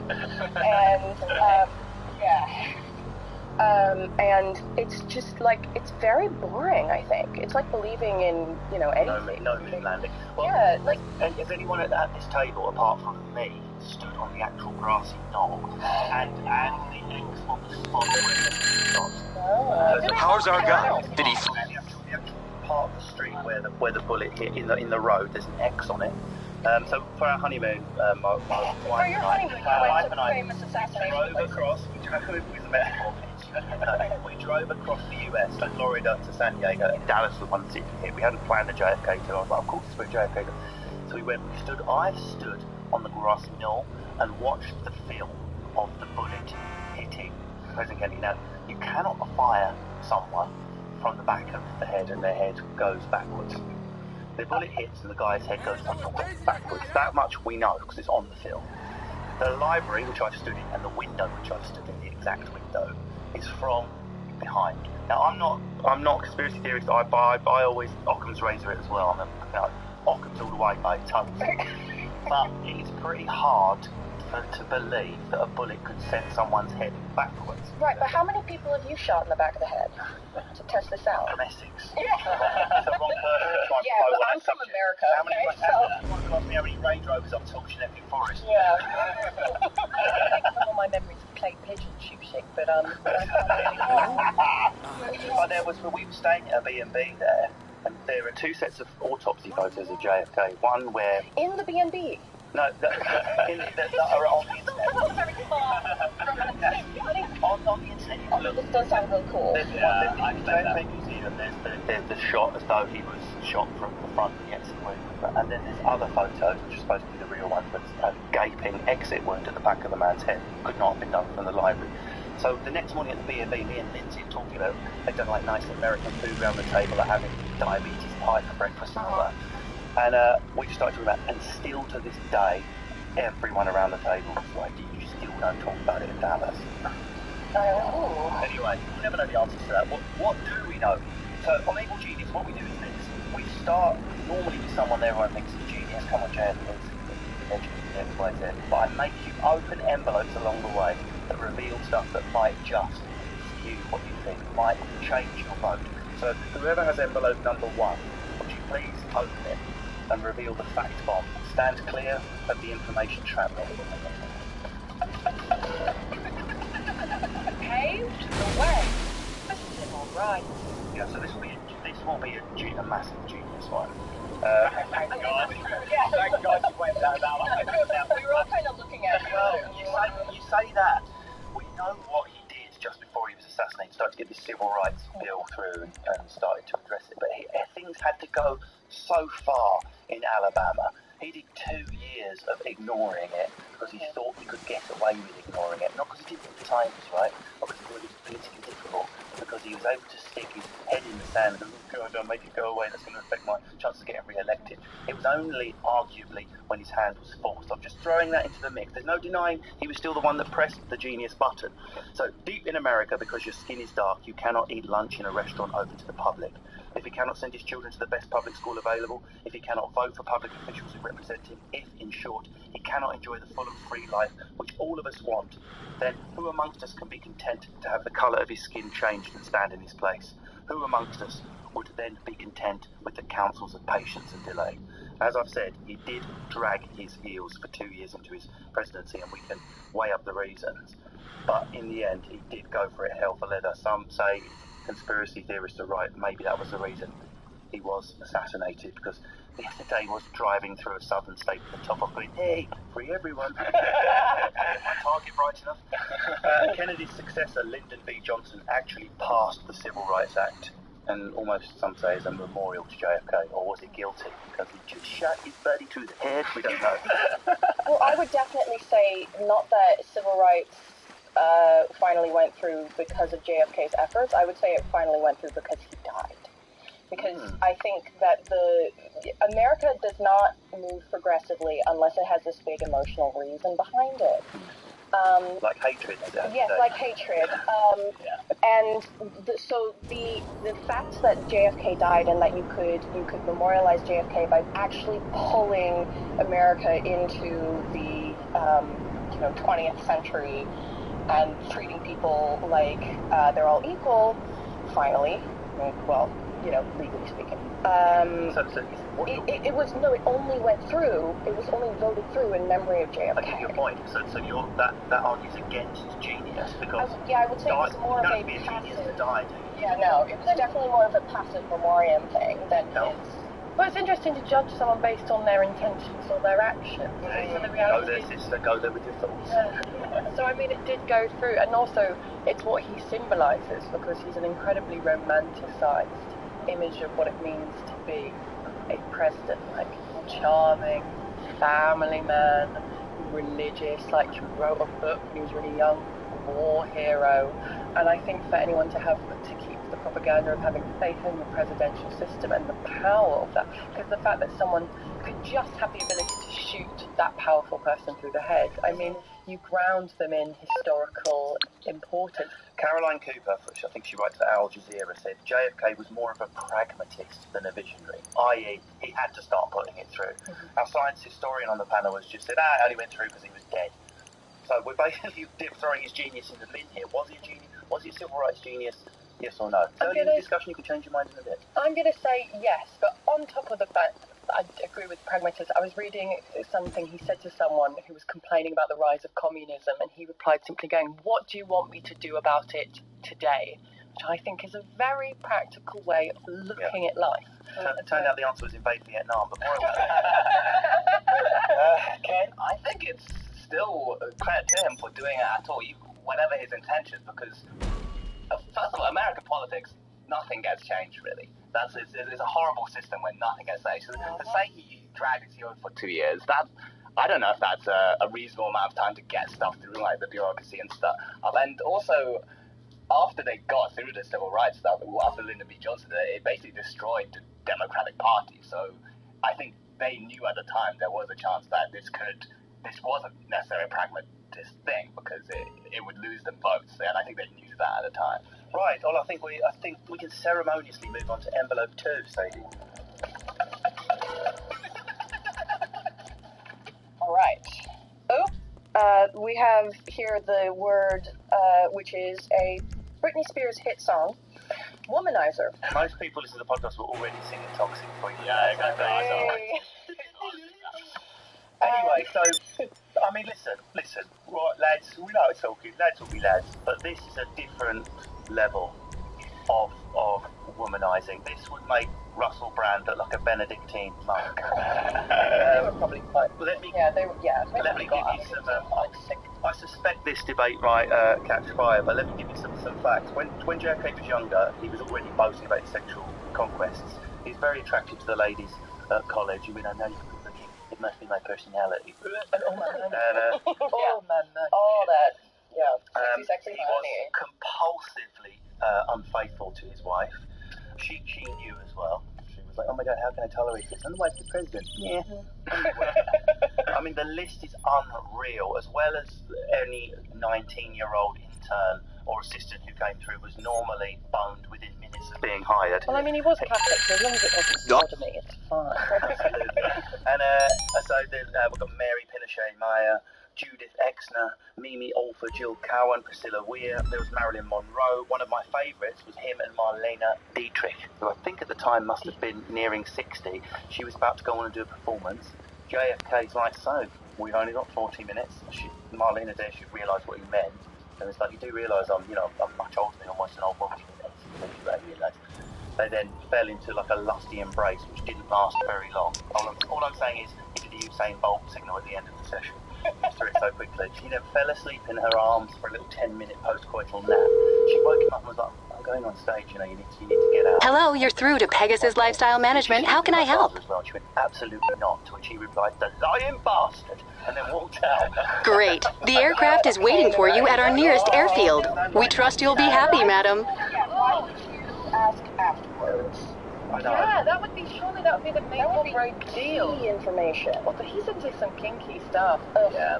Now, see, that's kind of the thing, is that I bet he wasn't. See, he's got a lot of conquest, so he's got quantity. But I don't know about. He does not seem like the kind of person who also cultivates quality. A quote I read about JFK was that he knew what he was doing, but it was fast and vigorous. No, he didn't. Thought he knew what he was doing. Let's not dress it up, he was 2 punts and a squirt. Yeah. He couldn't get angry with him for being a womanizer, though. Like, in my head, I mean... Well, hang on a second. Some of these people were working for him. Yeah. Interns, aged 18, 19. Okay, so he went there's out, definite power problem. After one intern, he then dared her a week later to give head to a male intern while he watched him behind him. Okay, well, that's really bad behaviour. But that's like... That's assault, that's emotional abuse. Yeah. But there's a difference between being a flounder or being like, Yeah, well, the womanizer is the, manslag. Well, it's very much the double standard, but also the vision of masculinity at the time was basically that you grabbed women wherever you went. They're actually, my family is very much from this, like, upper crust northeast New England kind of people. Were from very close to where the Kennedys were. Right. And there's pictures of my grandparents from the 60s. The amount of men just grabbing my grandmother at parties. Gross. Yeah. Do you know one during the presidential election between him and Nixon? There was his PR team, they scoped out a brothel that was near where Nixon was because they wanted to catch Nixon using it and then do the truth against him. But the problem was Nixon never used it, but JFK did. So hats on catching. Yeah. I mean, do you think there is a difference between a man who just doesn't respect himself, doesn't respect his marriage, doesn't respect his wife, and is using his power to sleep around, or he actually had a problem? I mean, this is how he described it. Try not to fall off the chairs laughing. If I don't have sex every day, I get a headache. John F. Kennedy himself. John F. Kennedy apparently didn't know that aspirin was invented. Daily rumpy pumping. Wow, is he a sex addict now? Are we being horrible? Someone hasn't now recognised itch? I mean, it's very possible that anyone who engages in these kind of things are sex addicts, but that doesn't necessarily excuse them of what they do. That's the thing. It's like, there's so little we understand about that kind of thing, sex addiction, how it manifests and what degrees it exists, and especially in the historical figures. And we could probably say he probably was if he's doing this, but that doesn't mean he wasn't just abusing his position of power a lot. Also, a headache is not that big of a deal. If you have withdrawal symptoms, it's usually like you get nauseous and the shakes. Like, well, the shake often follows the headache. You can't find a lady. And we talk about women like this being a 1960s thing, but then it goes way more recent than that. Obviously, like Bill Clinton is basically... America just elected a man who said on tape that he grabbed women by the pussy. Exactly. And his supporters printed out T-shirts that said "Grab me." Yeah, and even the Democrats, basically, the people who are popular, they're still... I mean, they still love the Kennedys. Let's just be a bit honest here. Aren't most men, when they get into a position of power, unable to control themselves when female attention comes their way? Let's stop bullshitting just for a second. We're dancing around going, it's really... And JFK is still a paradigm of masculinity in America today. He literally looks like a pet doll. But maybe isn't it the ability to resist being grabbed as well? So if you're a single man, you're a rock star, politician, stand-up comedian, and female attention is coming to you, rather than you pursuing it. It's about the respect of that, because, for example, a 16-year-old can see a 25-year-old comedian and go, wow, that's clearly approaching because she doesn't know any better. And it is up, and he can go, that's very flattering of you, and it's about the respect that he gives to her, which she might not take as respect at the time, she might take it as being turned down, whatever, but that is what we're talking about, looking at each other as equals and going, would I choose to be treated the same way? But you don't have that now. You have, I mean, we still do. We still have men who go, well, she's approached me, what can I do? Forgetting that they've got 10 or 15 or 20 years age difference, or they might be married, or, or anything like that. And what can I do? You can say no thanks. Come on, Ken, you're a bloke. I think all men have the potential to be monsters, no matter how good or woke or whatever they... Do you mean monsters in the sense can't resist female attention, or do you mean just generally monsters? Monsters as in, not specific, more specific than that than actually acting on it and doing bad things, or making mistakes because of being in those situations. And I think all men have that ability, or at least a large number of, and that's something that probably won't change that much, but how society reacts to that is changing a lot because women are now becoming more empowered. And should we change how we react to JFK's behaviour? Yeah, I think so. I think we judge him harder now. Yeah, I think so. If someone was acting like that now, it would be worse. But also, we shouldn't just dismiss that entirely because we have things to learn from that. We have things to learn from those situations. Okay, but it wasn't just his sexual impulses which he wasn't in control of. It wasn't his fault, but the man was born with a number of gastrointestinal problems, possibly colitis. He might have just been celiac, horribly weak. But all I know is he had to take incredibly strong drugs to get through university and school. He was so poorly, not able to keep food down, lose weight. Sadly, those drugs then went on to have an effect on his body. The steroids he was taking had an effect on his spine, which literally started to crumble. He was in a back brace half the time when he was campaigning to be president. He was on morphine. He was on morphine when he was negotiating with Khrushchev. So he went in for a head-to-head with the Russian chairman about whether Berlin should remain cut in half, and he was going to go make East Berlin, was going to become West Berlin, was going to become Russian. Kennedy was going to go in there and face up to him, and they were going to sit next to each other. It was going to be a PR win for America. Had a horrible back spasm the day before from when he'd been campaigning overseas in Canada a few weeks previous. Smashed some morphine the night before, and then was all a bit stoned up and ineffective and weak and looked like a little boy. No one will judge anyone for being ill. I'm not judging the man for his physical problems, but was it immoral? Was it evil to hide it when it could have impaired your ability to protect the country you were elected to protect? Yes. But it might also, again, be an example of toxic masculinity, not wanting to show your weaknesses. But if you're a good leader, you know when to step down. And also those sorts of morphine. I mean, goodness, I love morphine, I love it, but I can't mind when I take morphine. I can't do anything. You can mind slowly, I've seen it. Your mind taking half an hour. You can't make sound in mine. Oh no. Can't even do like a hinge, can you?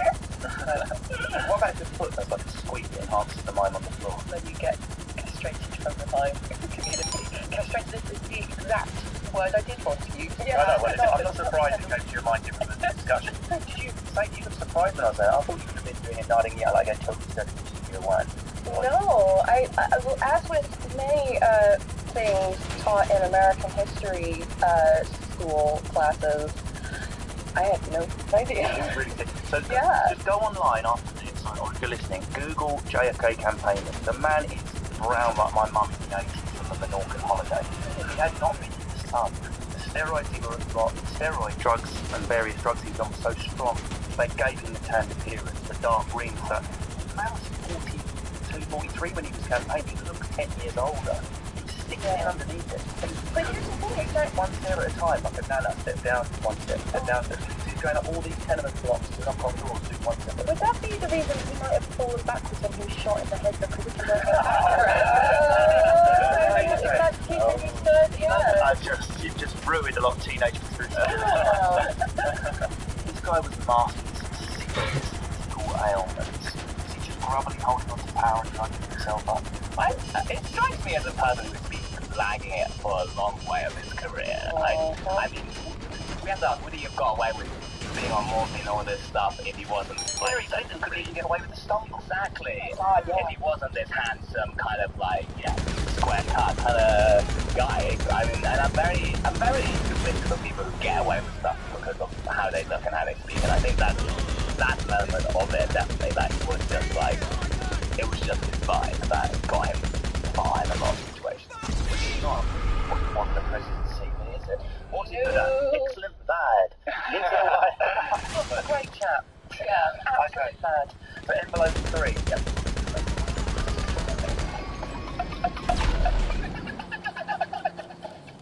Three kings, two aces. That's so elegantly. Three kings, two aces. I followed. It just says, dodgy foreign policy. Yeah, so this, I'm sure Sadie will leave in here and tell me if I got it wrong, because lots of it's interpretive. During his short presidency, JFK kept the peace, but in an atmosphere of Cold War tensions, and arguably gave the US a much more global outlook. But I've got something for you here. It's from Neil Ferguson, writing in the Boston Globe. He said, his questionable interventions range from an aborted invasion of Cuba to a bloody coup d'etat in South Vietnam. On his watch, the Central Intelligence Agency sought to assassinate Fidel Castro using mafia hitmen, classy. On his watch, the Berlin Wall was built, possibly the ugliest symbol of the Cold War division. And on his watch, the world came closer than at any other time to nuclear Armageddon in 1960 Cuban Missile Crisis. Although the fact that he was one of the only people in the room saying, let's not press the red button, probably a good thing. Was that cowardice? Or was it stupid? Discuss. How was catastrophe averted? By using a back channel to the Kremlin to cut a secret deal. Again, what a classy gent. Much of this was blamed on the CIA. So how much influence did JFK really have over foreign policy? So my mum's listening. Cuba, communist country, hovering just underneath America, didn't like that. Russians were friendly Cubans, stored missiles there, shipping friendly. So he was like, sod that, we need to overthrow Fidel Castro. And purely to try and put his egotistical stamp on the first few months of his presidency, he went into this swamp called Bay of Pigs, took 1,200 Cuban exiles, like, right, I've trained you up, you can go in and seize some power, we will look like, no one will know America's behind you, and Cuba will be in like a democratic country. Of course, it went horribly wrong, misjudged him. These 1,200 men, who are men just like Kennedy's, and then their lives aren't more or less valid than his, started to die or killed. These men's wives and children, and he just would never step in and say we were behind you. Like, what's wrong? It's just that dying swamp. That's how I understand Cuba, let alone the Cuban Missile Crisis, which was really died in. Okay. But the Bay of Pigs, surely that is evil.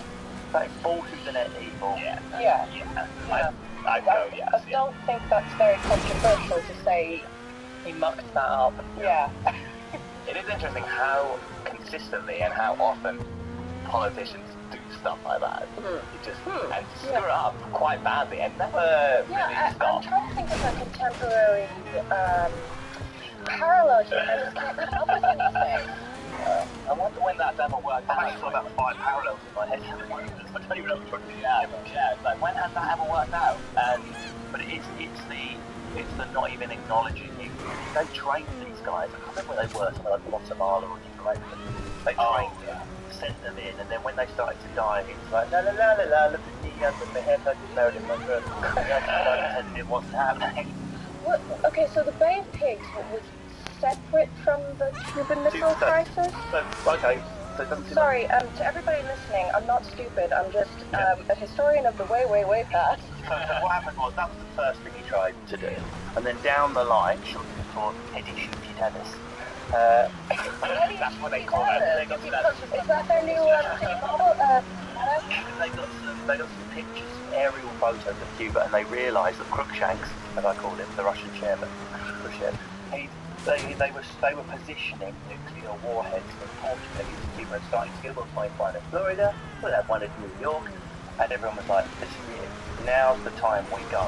We bomb, we hit Cuba now, we go for, this is nuclear war, it's going to happen. And you speak to your mums and dads, they went to school when they were like 9 and 10, if your mum and dads are that old. They went there thinking, this is the last day we go to school. I mean, that's the world actually thought it's going to happen. And Kennedy was one of the few people in that meeting going, I refuse to press the button, let's not, I've got a back channel here with the Kremlin. What stopped him pushing the button? He guessed that the Russian chairman was as scared of being obliterated and all his population dying as he was. He's like, neither one of us will push it. Game theory. It's not going to happen. That was genius, in my opinion. Yeah, that's brilliant. Not annihilating the world by a nuclear weapon. Well done. Yeah. Common sense. So. Which is quite interesting is that JFK is known for being kind of nice to black people, which was revolutionary at the time, and for having really nice hair, and for being shot in the head. And this is the benefit of being shot in the head, is that Lyndon B. Johnson is known for being less hot than JFK and getting us all into Vietnam.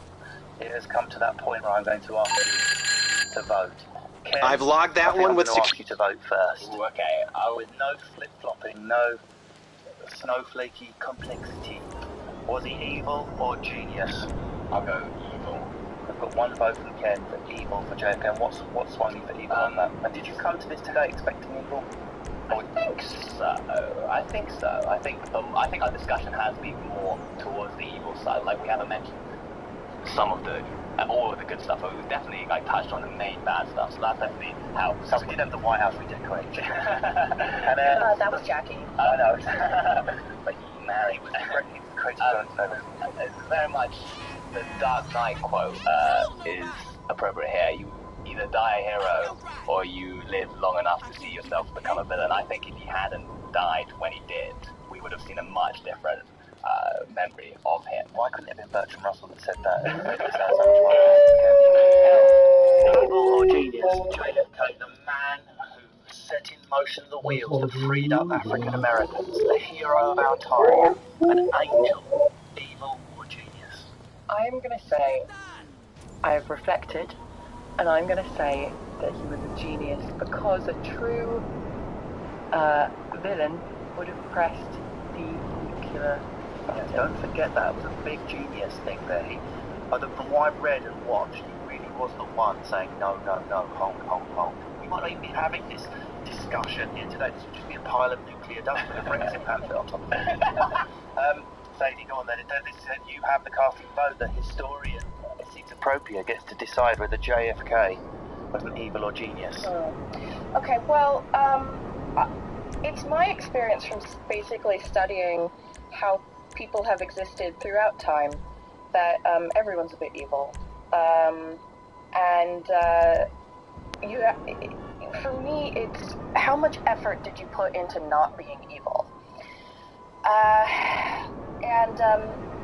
As much as not wanting to blow up the world is a not evil thing, I do feel like that's not exactly a very controversial position.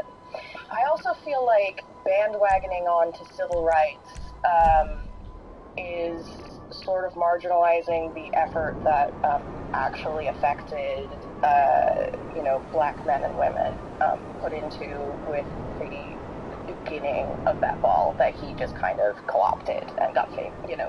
His biggest legacy is... He was bringing Martin Luther King into the White House, admittedly through the back entrance so no one could see.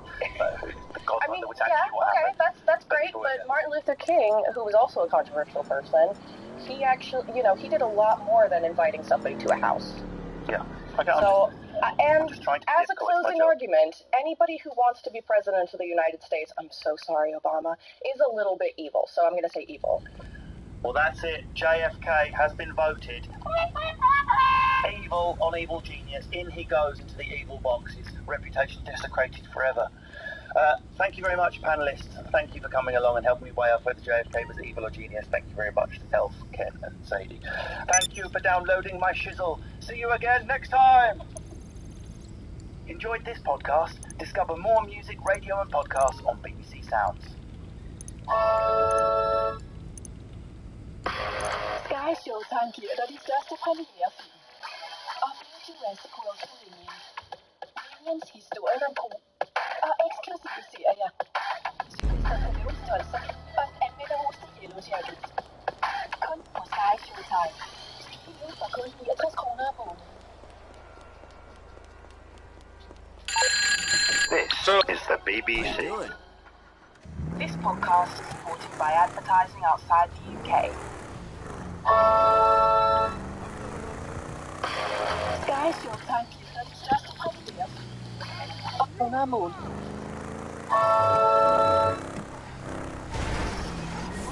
BBC Sounds, music, radio, podcasts. This program contains language that you might find offensive.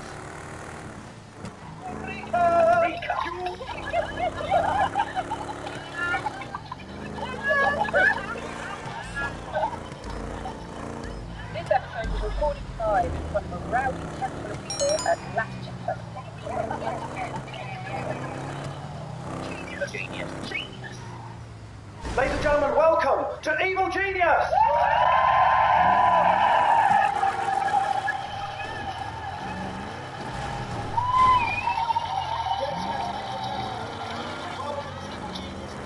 Podcast where we take sacred cows from history and we either elevate them to the holy herd or we hack them to pieces like dirty burgers. Take that, please.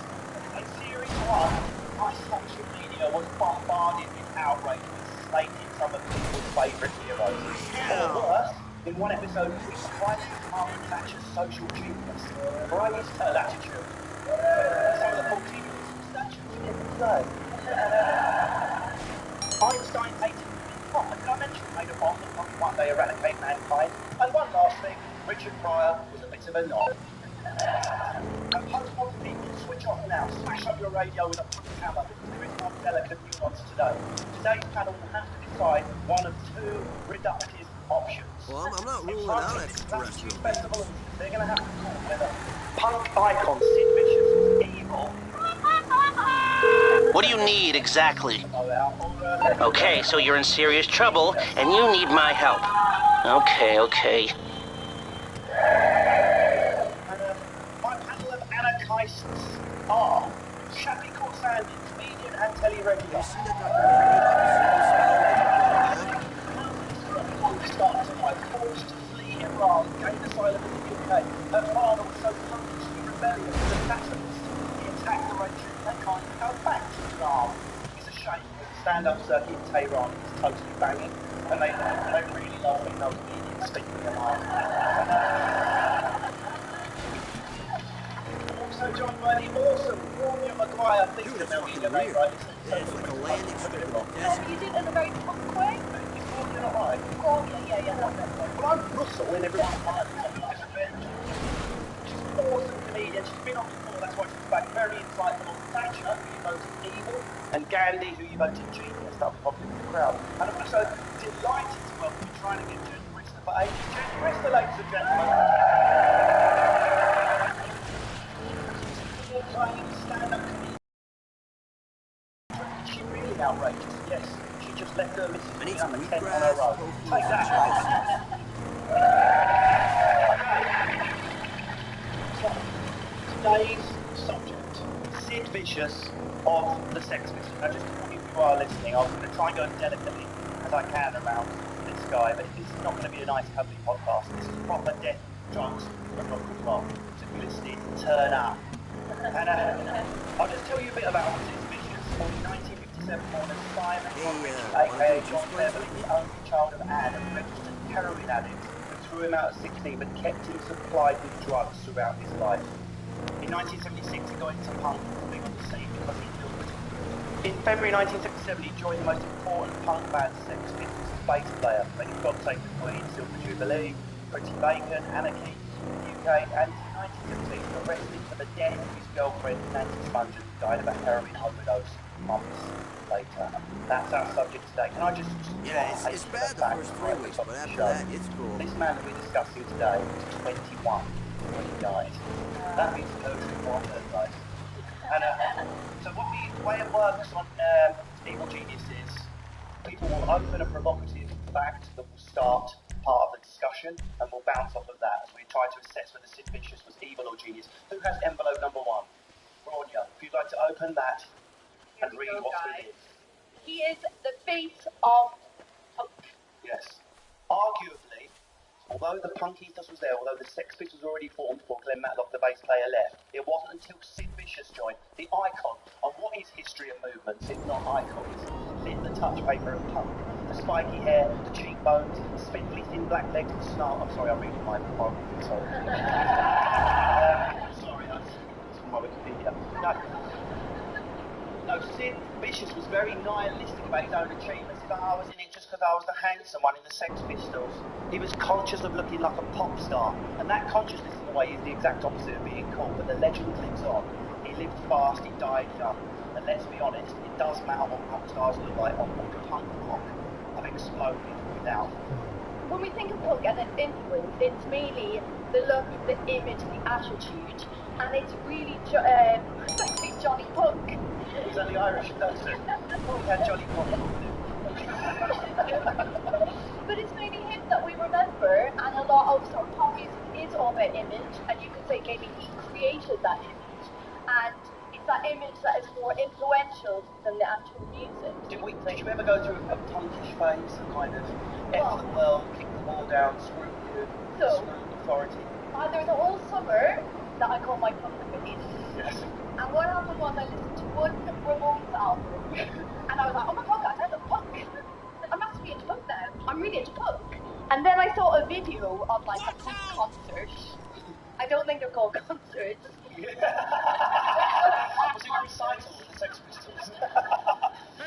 Your believe in the movie was hilarious. So I saw a punk party, and do you know what, guys? I don't know if you've seen one of them.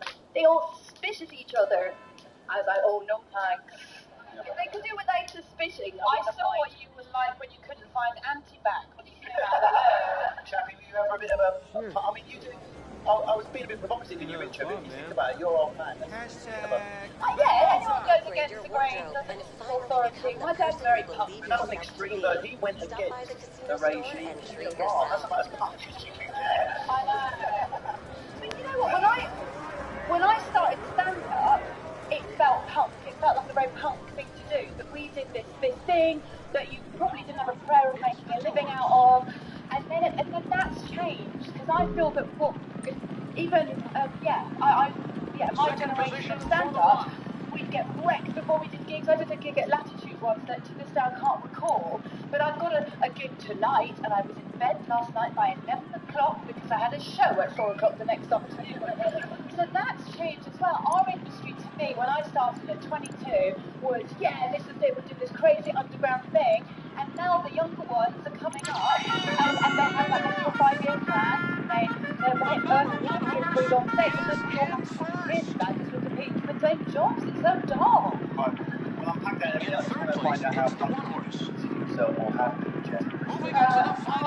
Well, as a lesbian, I'm just off the leader in second place. It's the leading the pack. It's the free. I don't know. I've always thought of myself as being sort of, I think all comedians feel like we're slightly outside of the group, don't we? And so, I think that's what punk is, but punk is just it goes a little bit further, isn't it? Where you're like, I like to say rude words on stage, I don't necessarily like to take a shit on stage. And I think that's the difference. They like taking off.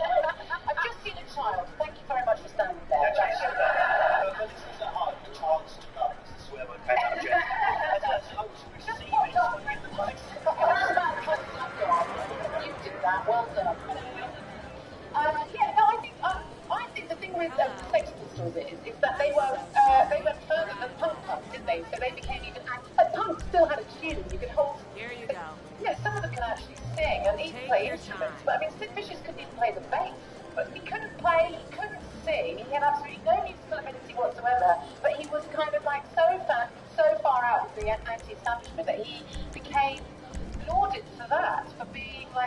don't know what he's going to do. And then when he got so far out of control,